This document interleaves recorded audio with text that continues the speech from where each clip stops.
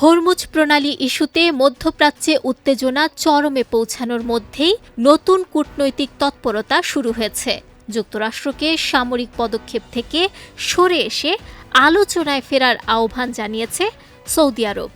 দেশটির কর্মকর্তাদের বরাত দিয়ে আন্তর্জাতিক গণমাধ্যম ওয়াল স্ট্রিট জার্নাল তাদের এক প্রতিবেদনে পরিস্থিতি নিয়ন্ত্রণে রাখতে রিয়াদ সক্রিয়ভাবে চাপ প্রয়োগ করছে বলে জানিয়েছে। প্রতিবেদনে বলা হয়, সৌদি আরবের আশঙ্কা হরমুজ প্রণালী ঘিরে অবরোধ বা সামরিক পদক্ষেপ ইরানের সঙ্গে উত্তেজনা আরও বাড়িয়ে তুলতে পারে। এতে শুধু পারস্য উপসাগর নয়, বিশ্বব্যাপী গুরুত্বপূর্ণ নৌপথগুলো ঝুঁকির মুখে পড়বে। বিশেষ করে তেল পরিবহন ও বাণিজ্যিক জাহাজ চলাচলে বড় ধরনের বিঘ্ন ঘটার শঙ্কা রয়েছে।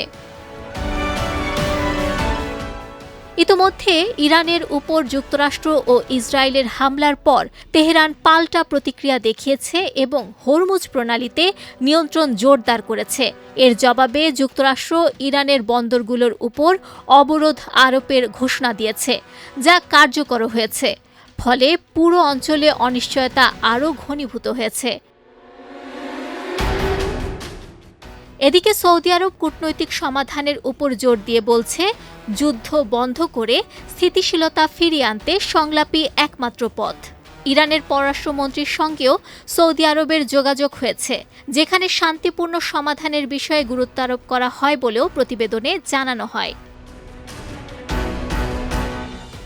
এদিকে আরব দেশগুলো সতর্ক করে বলছে, উত্তেজনা বাড়তে থাকলে ইয়েমেনের হুতি গোষ্ঠী বাব আল মানদেব প্রণালীতেও বাধা সৃষ্টি করতে পারে। এটি লোহিত সাগরের একটি গুরুত্বপূর্ণ পথ, যা সৌদি তেল রপ্তানির জন্য অত্যন্ত গুরুত্বপূর্ণ। এ ধরনের পরিস্থিতি বৈশ্বিক জ্বালানি বাজারে বড় ধরনের প্রভাব ফেলতে পারে।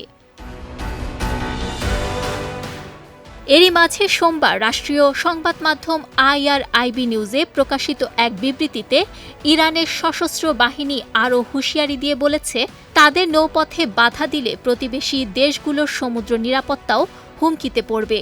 জানায়, পারস্য উপসাগর ও ওমান সাগরে ইরানের বন্দরগুলোর নিরাপত্তা হুমকিতে পড়লে এই অঞ্চলের কোনো বন্দরই নিরাপদ থাকবে না।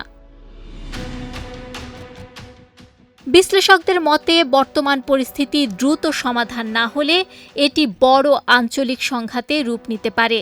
তাই সামরিক পদক্ষেপের বদলে আলোচনার পথেই সংকট নিরসনের উপর জোর দিচ্ছে সংশ্লিষ্ট দেশগুলো। নুসরাত আহমেদ, বিজয় টিভি, নিউজ ডেস্ক।